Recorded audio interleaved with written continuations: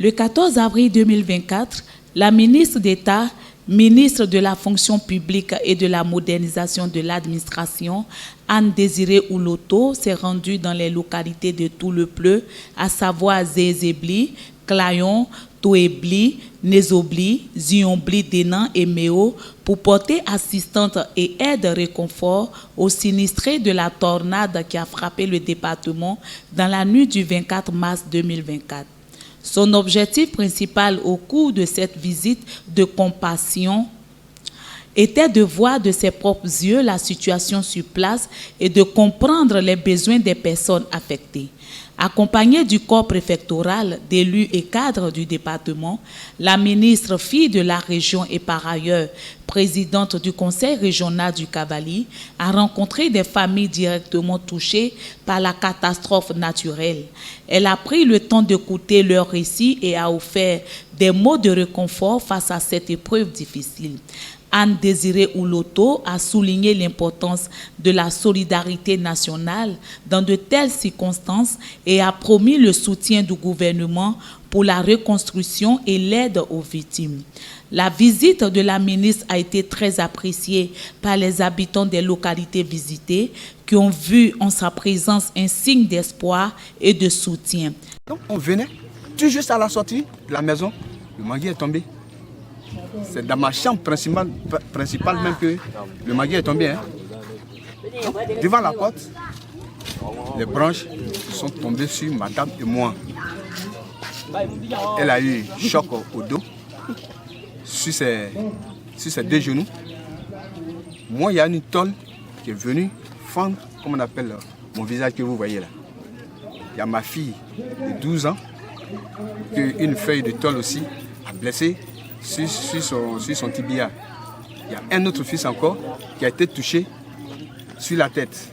Dans un premier temps, je dis merci à toute autorité de la région de Tout-le-Pleu, à tous les cadres de la région de Tout-le-Pleu, puisque madame, elle a été évacuée à Tout-le-Pleu. De Tout-le-Pleu, on lui a dit de partir à Djiglo. De Djiglo, elle a été évacuée à Mans.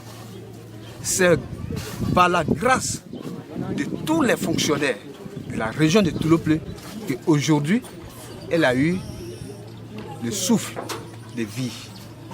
Je dis merci au gouvernement de Côte d'Ivoire parce que ça a été attendu, tout le monde a appris. Et monsieur le président a dépêché madame Anne Ouloto, ministre d'État. C'est elle qui est venue, qui a été l'envoyée du président de la République de Côte d'Ivoire.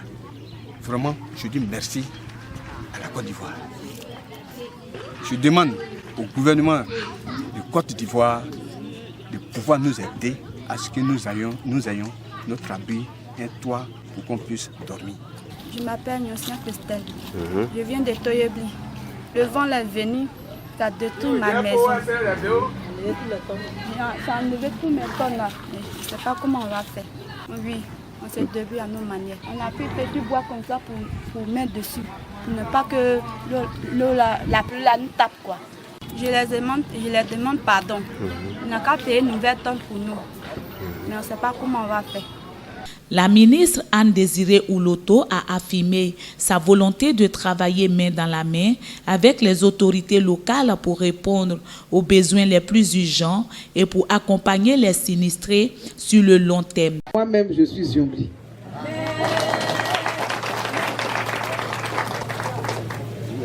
Je suis Zionbli et j'ai mal de voir ce que j'ai vu tout à l'heure. J'ai mal de voir la souffrance et les explications qui ont été données tout à l'heure, les détails sur les victimes qui sont des personnes les plus démunies. Avec la ministre de la Solidarité, le gouvernement est en train de finaliser les dons qui vont être faits ici pour soutenir toutes ces familles-là. Je voudrais vous demander de rendre grâce à Dieu. Cette visite marque un moment important dans la réponse aux conséquences de la tornade à Tout-le-Pleu, montrant l'engagement du gouvernement à soutenir les populations affectées dans ces moments de crise. La ministre a remercié le corps préfectoral, les cadres et les élus du département pour leur promptitude dans les premiers jours de cette tornade et en a profité pour sensibiliser les populations sur les affres du dérèglement climatique. Je suis venu, j'ai vu dans plusieurs villages la désolation, des maisons décoiffées, pas de perte en vie humaine, Dieu merci. Quelques blessés qui ont tout de suite été pris en charge et qui sont rentrés aujourd'hui à la maison. Et ça aussi, c'est vraiment à l'actif du corps préfectoral et de la direction départementale de la santé, je m'en félicite. Mais la désolation est réelle. C'est le lieu de sensibiliser nos populations sur la réalité du dérèglement climatique. Les vents sont violents, très violents. Il pleut beaucoup. On assiste à des tornades. Cela nécessite une prise de conscience générale. Et nous en avons profité donc avec le corps préfectoral pour sensibiliser les populations à avoir de bons gestes, des gestes qui sauvent des vies, à savoir fuir les maisons précaires pendant ces grandes pluies-là. Et j'avoue que je suis toujours sous le coup de l'émotion. Mais nous avons une chance, et c'est ce que les populations reconnaissent, celle d'avoir un gouvernement à l'écoute, d'avoir un gouvernement qui sait apporter des réponses aux préoccupations des populations. Et c'est la raison pour laquelle je repars avec beaucoup de satisfaction. Le gouvernement s'organise à travers le ministère de la Solidarité pour rejoindre bientôt les populations à l'effet d'apporter des réponses à leurs préoccupations. À la date d'aujourd'hui, selon les premières estimations, nous avons au moins 330 maisons partiellement ou totalement décoiffées. Nous avons quelques églises, quelques mosquées, un foyer des jeunes, comme nous le voyons ici, donc derrière moi, un foyer des jeunes à Ziombli, totalement décoiffé. Nous avons également des salles de classe qui ont été touchées.